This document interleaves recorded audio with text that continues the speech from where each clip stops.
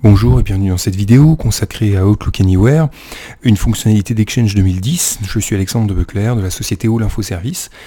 Donc Outlook Anywhere est une fonctionnalité qui, mieux connue sous le nom, je crois depuis Exchange 2003, sous le nom donc de RPC over HTTPS. Et donc ça consiste à encapsuler de l'RPC dans l'HTTPS afin que le protocole qui est utilisé par Exchange et Outlook puisse traverser les routeurs. Donc justement, comme son nom l'indique, cette fonctionnalité Outlook Anywhere permet en fait à un utilisateur d'Outlook de pouvoir lancer son logiciel et pouvoir récupérer ses emails depuis n'importe quel endroit du moment qu'un accès Internet lui est disponible. C'est-à-dire que votre directeur se déplace dans un hôtel, depuis cet hôtel il pourra lancer Outlook et récupérer ses emails donc sur le serveur qui est hébergé dans votre entreprise. La même chose depuis le domicile, etc. Donc ça traverse les pare-feux, il suffit simplement d'ouvrir le port 443, évidemment de préférence parce qu'on veut utiliser de l'SSL, ou le port 80 si vous n'utilisez pas de l'SSL, mais alors à ce moment-là, à vos risques et périls. Donc j'ai réinstallé, j'ai désinstallé le rôle ADCS de Windows Server. ADCS, je vous le rappelle, c'est Active Directory Certificate Service, qui vous permet d'installer une PKI en fait, une Public Key Infrastructure, puisque vous avez deux choix en fait avec cette solution Outlook Anywhere, c'est d'utiliser un certificat acheté auprès d'une autorité de certification publique, type, on va vous montrer, CERT MGR, voilà, auprès d'une autorité de certification public de confiance. Donc on a Global Sign, on a Trust, TWAT, VeriSign. Voilà, c'est cette liste d'autorités de certification de confiance qui arrive avec l'installation de votre OS. Donc soit vous vous tournez vers une de ces autorités de certification, soit si vous n'avez pas envie de débourser entre 600 et 1000 euros le certificat, et bien vous installez en interne une autorité de certification Racine. Alors donc là évidemment ça a fonctionné. Donc je vais ici installer une PKI, donc installer le rôle ADCS. Une fois que c'est fait, on va activer ici la Outlook Anywhere et on va configurer Exchange de manière à générer une demande de certificat, et ensuite on va importer ce certificat dans Exchange afin que celui-ci soit utilisé par les clients et donc crypter les informations qui vont transiter. Alors, comme je le dis, on va d'abord se charger d'installer le rôle ADCS. Alors, ajouter un rôle, on va aller cocher ici service de certificat Active Directory, voilà. On va aller sur suivant, on va voir les services de rôle. Alors dans les services de rôle, pardon, on va aller autoriser inscription de l'autorité de certification web, répondeur en ligne ça non, service d'inscription du PG non, service web inscription de certificat, c'est tout. On va juste cocher les deux premiers, on va garder l'autorité de entreprise, autorité de certification Racine également, créer une nouvelle clé privée, donc évidemment, puisque là on laisse tout par défaut. Là éventuellement je peux donner autre chose, je crois que j'ai donné comme nom test, ouais, à la limite, ouais, je vais l'appeler entreprise. Voilà. C'est le nom de l'autorité de certification, parce qu'avant elle s'appelait test quelque chose et c'était pas très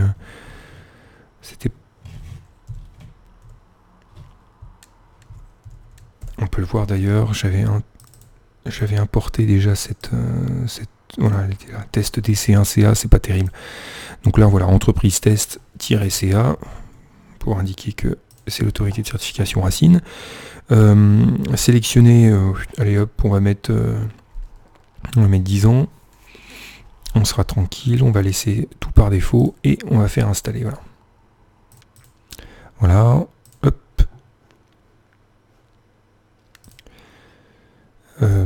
Étonnamment, il ne me demande pas de redémarrer.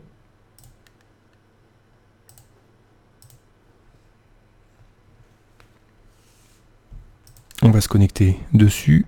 Alors pour se connecter dessus, je vous invite à utiliser le nom de la machine en FQDN, le nom FQDN, pardon, de la machine. Administrateur.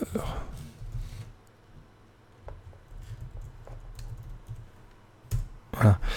Je vous invite à donner donc le nom FQDN de la machine /cert/srv. Voilà. Donc on arrive ici, donc c'est bon, tout est installé, il n'y a pas de problème. Alors ce qu'on peut faire déjà, c'est demander un certificat. Non, on ne va pas demander un certificat, je dis n'importe quoi. On va télécharger un certificat d'autorité de certification.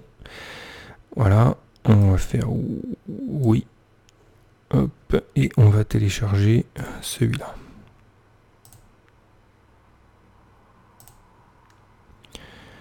Alors, c'est le 3, oui, parce qu'évidemment j'en avais d'autres. J'avais pas un dossier partagé, ce serait bien utile ça. Je vais créer un dossier partagé. Je vais le mettre dedans. Hop, voilà. Je m'occuperai de tout ça tout à l'heure.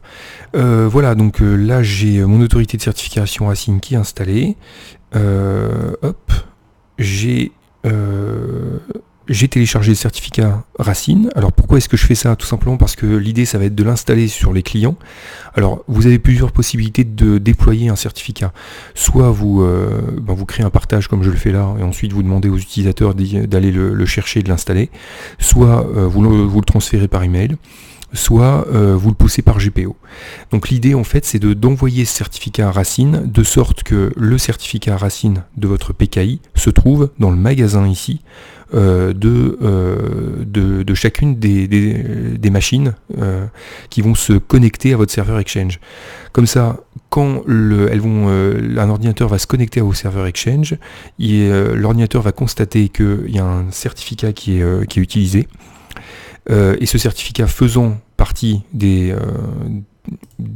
certificats dans votre magasin, des certificats Racine de confiance, du coup vous n'aurez pas le fameux message d'erreur qui vous indique attention, poursuivre quand même quand on essaie de se connecter sur un serveur. Alors là je vais pas l'avoir évidemment parce que j'ai installé le certificat, mais vous voyez ici vous avez un cadenas rouge et vous avez un message poursuivre quand même. Bon bah là je l'ai pas parce que il a été installé avec l'ancien certificat, mais voilà, ça évite en fait d'avoir ce type de message d'erreur.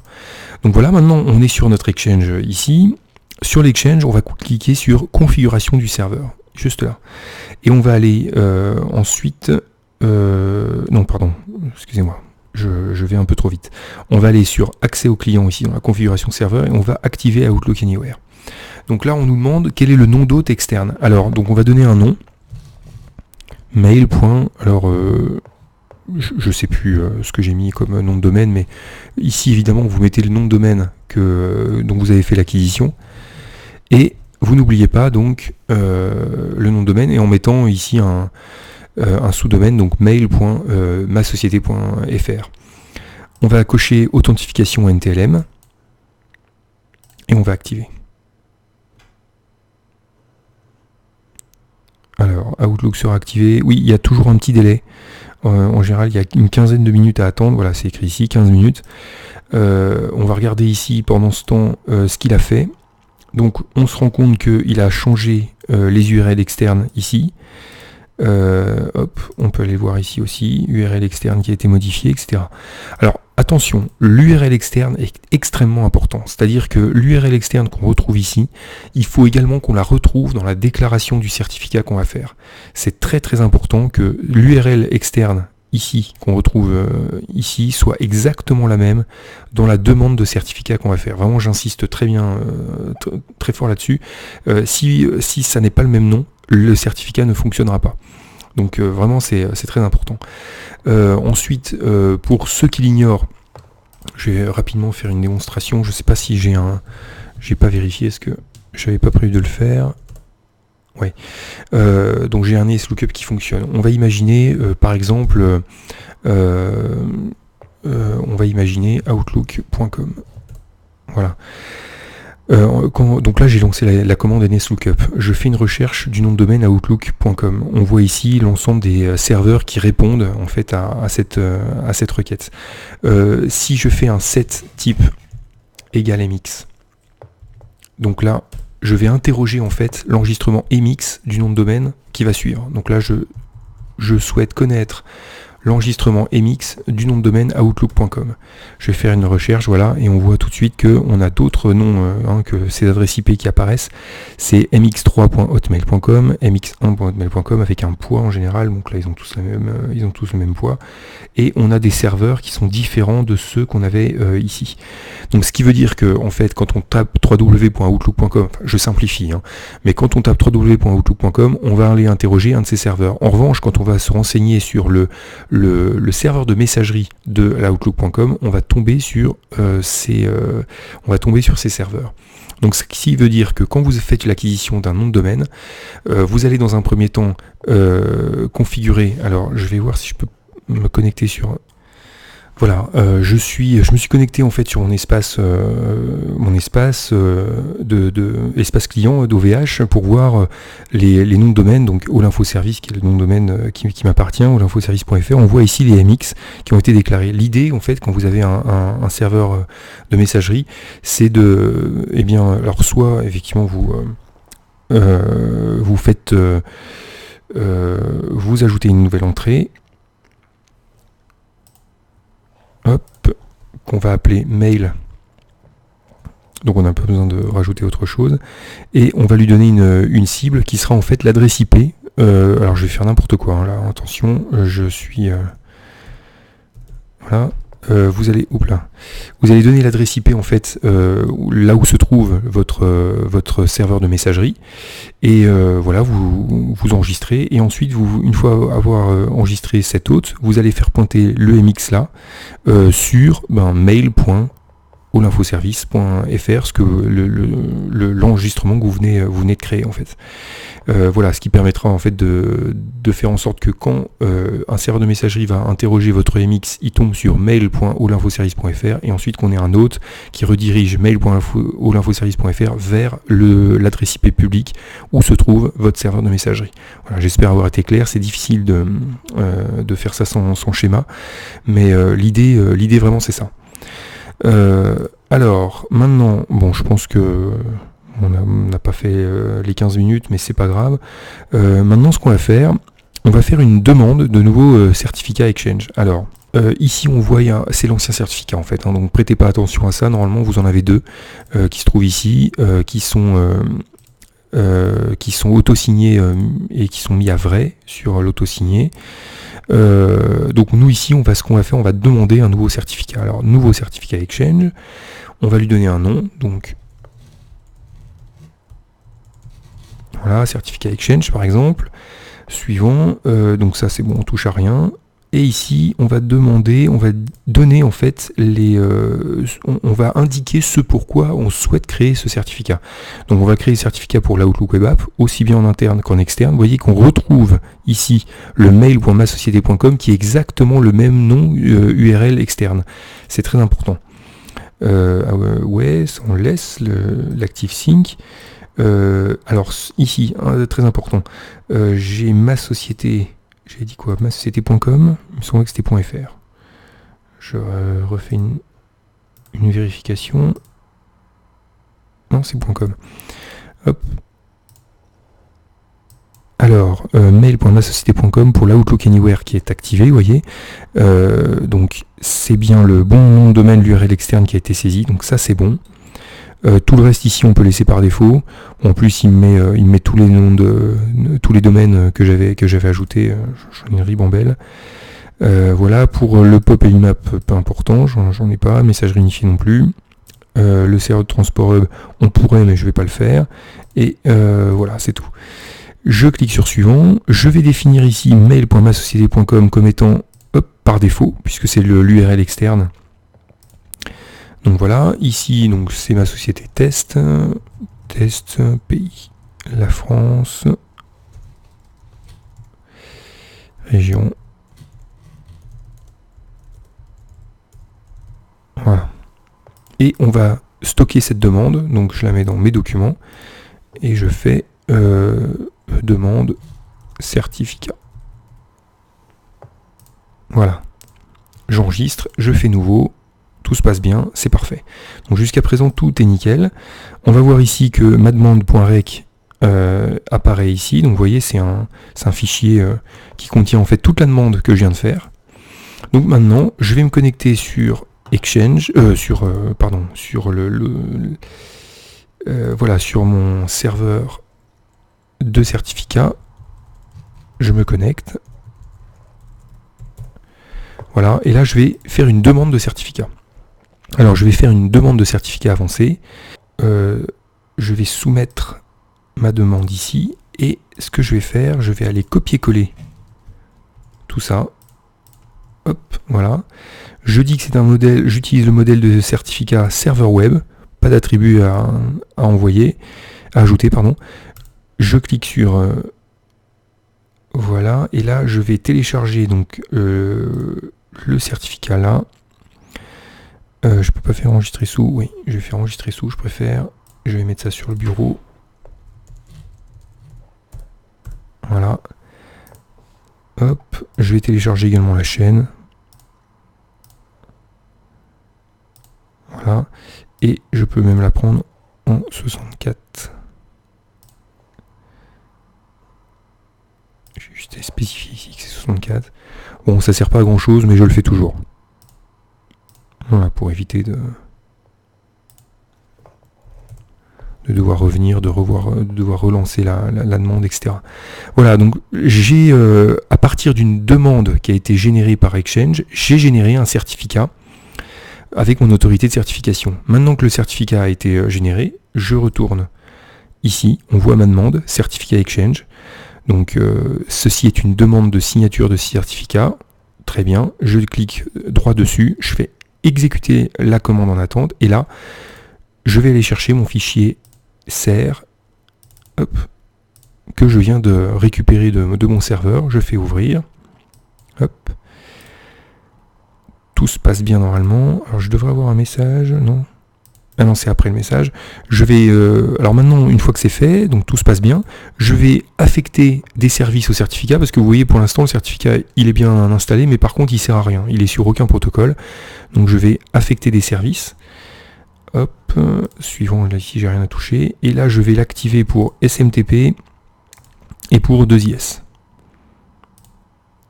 Affecté. Je vais avoir un petit message qui me dit qu'il y a déjà un certificat par défaut, et donc si je fais ça, je vais écraser l'ancien. Donc l'ancien, c'était celui-là. D'ailleurs, maintenant, je dois pouvoir le supprimer, voilà. Donc maintenant, ça y est, mon certificat a bien été installé sur Exchange. Donc c'est parfait, tout fonctionne. C'est bon pour ça. On peut peut-être le... Alors, on va pas le valider en faisant ça, puisque évidemment, il utilise toujours mon ancien certificat. Hop, mais je voulais aller vérifier donc dans le 2IS, ici.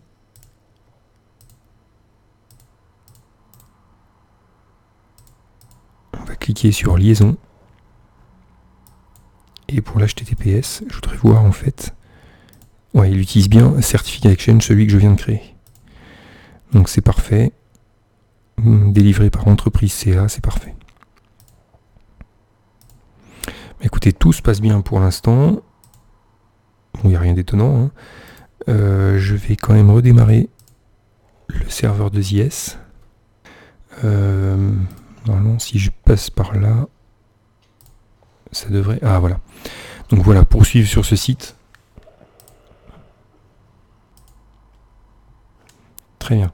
Alors, on va...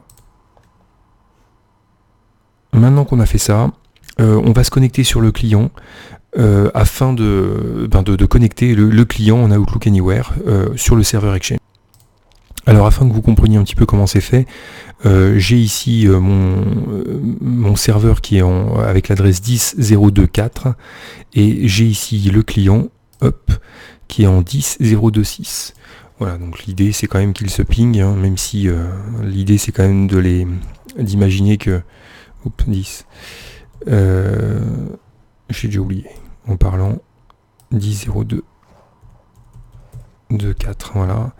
Voilà, c'est quand même faire en sorte que les deux machines se pingent. Alors c'est vrai qu'on n'est pas franchement dans avec une machine dans le WAN et l'autre dans le LAN, mais bon. Maintenant, ce que j'ai fait également, c'est que j'ai modifié le fichier host. Donc vous voyez, si j'ouvre là le fichier host, alors c'est une copie évidemment, mais le fichier host, je l'ai modifié de cette façon, c'est-à-dire que j'informe que 10.0.2.4 c'est le dc1.test.local et le 10.0.2.4 c'est aussi le mail.masociété.com. Voilà, pourquoi est-ce qu'on fait ça? Tout simplement parce que j'ai rien fait dans le DNS de mon serveur, j'ai pas envie de le configurer comme ça. Et puis l'idée c'est de simuler aussi cette machine-là ailleurs, en dehors du LAN, et que cette machine puisse accéder à mail.masociété.com. Voilà. Donc là, j'ai modifié le fichier host, donc ce qui fait que si je fais un ping mail.masociété.com, voilà, ça répond bien sur l'adresse 10.0.2.4. Voilà. Alors, donc maintenant qu'on voit, on sait qu'on ping sur le serveur, l'idée maintenant, ça va être quand même de récupérer ce fameux certificat. Puisque si on fait un test ici, pardon, ça c'est des restes de la config précédente. Si je fais un test ici, je me connecte sur https://mail.masociété.com/owa. Voilà, j'ai poursuivre sur le site. Voilà, et là j'arrive. Mais vous voyez ici, j'ai un problème de certificat, donc ça veut dire que le certificat n'a pas été installé. Alors je vais l'installer. Alors pour faire ça, je vais aller me connecter sur le serveur DC1. Alors évidemment, il faut savoir que la machine n'est pas dans le domaine, hein. C'est pour ça qu'il me demande pas mal d'authentification. C'est fait pour, hein. C'était nécessaire. Donc ça c'est le certificat Racine. Donc je vais faire installer les certificats. Voilà. Alors ce que je fais en général, parce que j'ai pas d'explication à ça, c'est que je fais une première installation par défaut, après je relance l'installation, et cette fois je vais sélectionner le magasin. Et là dans le magasin, je mets autorité de certification Racine de confiance. Non, d'abord je le mets dans le personnel. Voilà, ensuite je le mets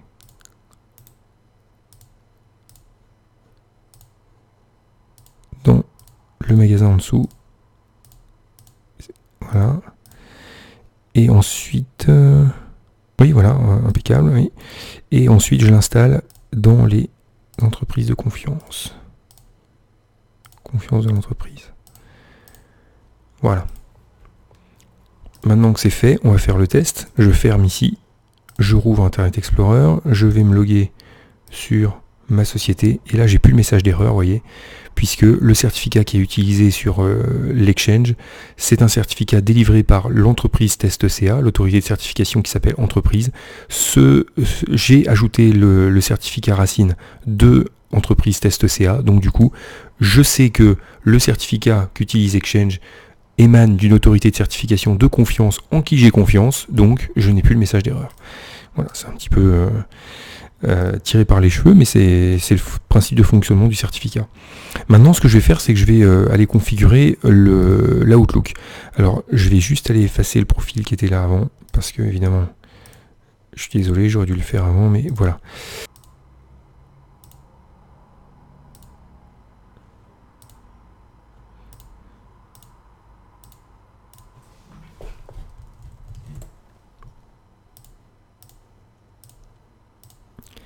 Voilà, donc le serveur de messagerie c'est mail.masociété.com. Le nom d'utilisateur c'est Elton.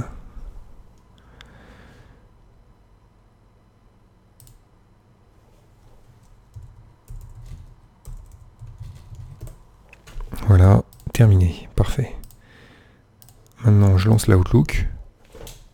Bon, c'est normal qu'il me demande, hein, c'est parce que je suis pas dans le domaine encore une fois. Voilà, hop. Donc là, je suis bien connecté à mon Exchange. Donc c'est parfait. Pour vérifier comment je suis connecté, il suffit simplement que je fasse un clic sur l'icône d'Outlook qui est ici, tout en maintenant la touche contrôle. Quand je clique là, j'ai un menu qui apparaît. Vous voyez que c'est pas du tout le même menu. Là, c'est quand je clique normalement, et là, c'est quand je clique avec la touche contrôle enfoncée, j'ai un autre menu. Et là, on voit l'état de la connexion. Et dans l'état de la connexion, on se rend compte que là, je suis connecté en TCP/IP. Et là, l'idée, en fait, avec Outlook Anywhere, ça va être de dire, hop, avec l'Outlook Anywhere, ça va être de dire qu'on va changer connexion et le transformer en HTTPS, tout simplement. Donc là, pour ça, on va les configurer. Donc on sait déjà que l'Outlook fonctionne comme ça. Donc c'est très bien. Et maintenant, je vais aller me faire 2-3 modifications dans le... Bon, annulé. Je vais aller faire 2-3 modifs. Voilà, sur la configuration. Donc je clique sur paramètres supplémentaires, je vais dans l'onglet sécurité. Ici, je passe en NTLM. Dans connexion, je coche se connecter à Microsoft Exchange avec HTTP. Ici, je vais mettre mail.masociété.com. Voilà, je n'oublie pas de cocher sur les réseaux rapides, parce qu'effectivement, si là je lance Outlook, il va s'apercevoir que je suis en réseau rapide, donc il ne va pas se connecter en HTTP. Or là, en cochant cette case, je force de toute façon la connexion en HTTP d'abord, avant le TCP/IP. Authentification NTLM, c'est parfait. J'applique le tout, je fais suivant terminé, voilà. Je relance l'Outlook. Donc tentative de connexion.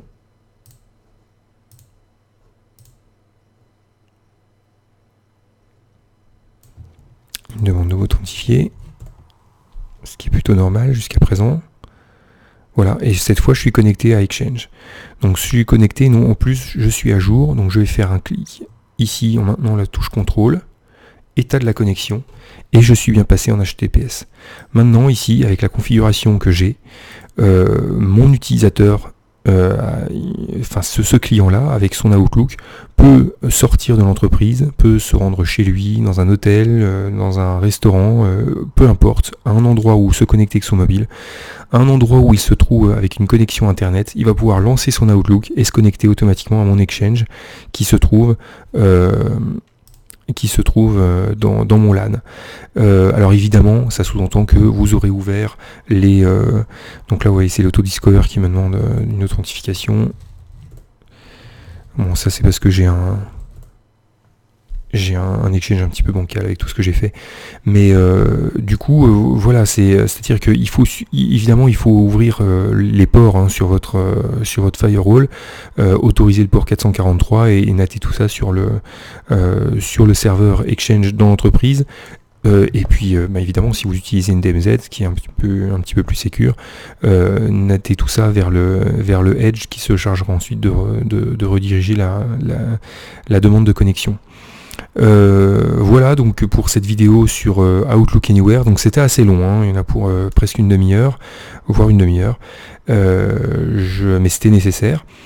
Voilà, donc je vous remercie pour votre écoute, et puis sur la vidéo suivante, on continuera un petit peu sur le CAS, je pense, et pour ensuite finir sur le rôle Transport Hub. Je vous remercie.